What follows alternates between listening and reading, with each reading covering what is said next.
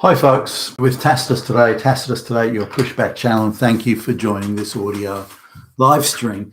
In this essay, I'd like to talk about some articles I've seen recently about affirmative action, race, gender, quota appointees, low IQ people who aren't being appointed in any form of merit whatsoever.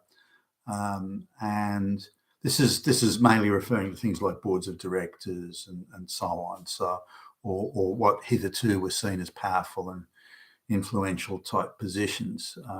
Now, when there was merit, or at least a much greater amount of merit than there is today, when there was merit, these positions were influential and powerful, and they did command respect, and they were typically better paid, and so on.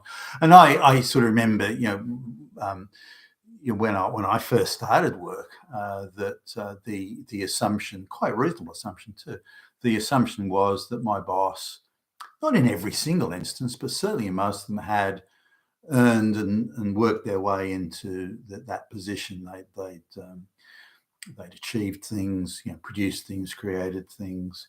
Now, it didn't mean that they weren't the sort of the little flunkies that were just little fetch and carry bum boys, and there was that. But there was many who'd worked their way into those roles, and if ever I got stuck in something that I was doing, I knew with a large degree of confidence, most of the time I could go to my boss and say, look, I don't know how to do this. Can you show me, or can you give me some pointers? That sort of thing. So there was there was a belief in the system to the extent that I knew that the person that would say, interview me for the job, unless it was some huge company with just like a human resources bureaucrat or something. But aside from that, the person who interviewed me for a job, or the person that would be my boss, or the person who do my annual, performance evaluation, these sorts of things, that they would be much more experienced and skilled and knowledgeable on the subject than I was. And I like, I had quite a bit of confidence in the system because of that. And this could be the same in most walks of life then. That's, of course, radically changed. Now, there are reasons for this. We're sort of told that, well, the reason things have changed and it's because of equity and equal outcomes, and that's an element of it, but that's more the window dressing side of it.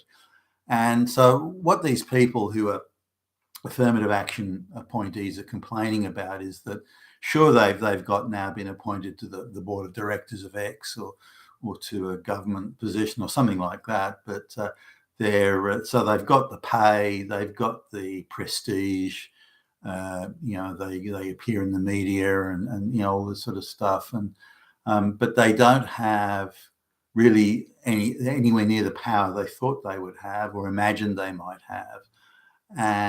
But most of all, they're not getting the respect, and they want respect. I want to be respected. I want to be appointed to a job or a position I haven't earned. I'm totally unqualified for the position, but because I hold that position, I want respect. And there's something to be said for, all, if you like, the baubles and tokens of respect. For example, having a PhD. Now, given they hand out PhDs on an affirmative action basis these days, all over the Western world, then having a PhD no longer commands really much respect. If a gender studies PhD walked into the room, I'm more likely to think, oh, here comes a moron. So many people think that way. So to say you've got a PhD now doesn't really mean anything. Now, if you've got a PhD in rocket science, that probably still does mean something. And so, but the idea of I've got a PhD, people better fucking respect me or else, that's no longer the case. Now, you can also, if you look at, say, the British Parliament, the once mighty empire of Great Britain, the Prime Minister is an Indian who swears allegiance on the Hindu prayer book. The next contender for the prime ministership is an Indian female. The next contender for the the British Prime Ministership is an African female with dreadlocks. The next contender after that is an African man of low IQ. The next contender, and so on. So you actually go quite a bit down the line before you come across even a single white person to be the Prime Minister of Great Britain, for goodness sakes. Now that sort of illustrates the extent to which the Parliament no longer makes the decisions. So you need to understand the architecture here. Once the woke comes in and infects something, where affirmative action appointees are everywhere and black lesbians are in this and that, that's the cosmetic window dressing side of globalization. But it's also a method of destabilizing a nation or a company or a business or whatever. Because it means that once you get low IQ people in there, the affirmative action, race, gender, quota type people, once they're in there, it looks good. Oh, the equity. I can just smell the equity. It means that that's not a decision-making body anymore. It's a board of directors. They're not making the decisions. So really the power has moved away somewhere else. So in the case of the British Parliament no longer makes the decisions. Sure, they get the little decisions such as, do they have 3 or 4 rainbow flags in the street or something? They can make those sort of decisions. But the big decisions, migration, the economics, moving money, industry, the real decisions that the once sovereign British Parliament did make, they no longer make those decisions. And that's why you don't make any more decisions. You don't make any decisions at all. You can make a decision as to what toilet paper you use in the parliamentary bathrooms. That decision you can make, but anything else, we, the globalists, the World Economic Forum, Bilderberg Group, doesn't matter what you call them, they're making the decisions and telling the British Parliament, you will enact this, you will do that, you will fetch and carry such and such. And this is really now their role. So it doesn't matter who's there. And just to sort of complete the social destabilization and the humiliation of the proud nation, to make sure white people get the message, you're not even the shit on our shoes anymore, then they'll just appoint a series of black and brown people, and the globalists will just appoint them. And just, hey, we make the decisions here, not you guys. Not even the elected politicians make the decisions anymore. We make the decisions, and we're appointing this Indian guy as the Prime Minister, and there's not a damn thing you can do about it. So this is but now it's gone sort of almost like a full circle, because these affirmative action appointments in the few articles I read, it's more like boards of directors and so on. But the affirmative action appointments, they're saying, well, we've now been gifted,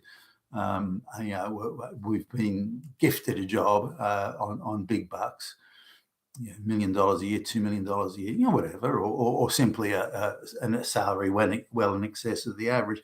We've been gifted this job. We're not even qualified for it. We've done nothing to earn it.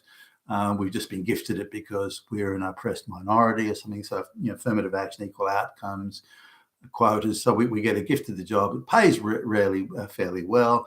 There's a certain amount of prestige with this. I can say that I'm the chairman of the board or something like that. A certain amount of prestige. But the power's gone. Well, I've got no power. So these affirmative action appointments. So the power's, I've got the power to kind of say no, but that's it. I can't make decisions. I can't really do a whole lot. I'm told I can hire as many black lesbians as I want, but apart from that, I've got no power to really do anything. And that's because, once again, the affirmative action, once it gets infected in there and the quotas, the power has moved somewhere else. The window dressing's there, but the power's moved somewhere else.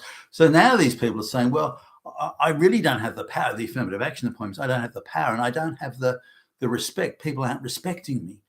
I've been gifted this PhD in gender studies, but nobody respects me. In fact, they treat me like I'm an idiot or I'm a nobody.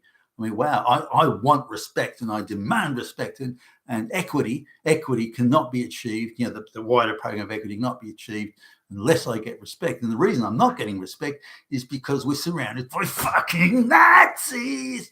So if we can kill off all the people that don't respect me, so the affirmative action appointment says, we can kill off all the people or shut them up or lock them up or dose them up or whatever.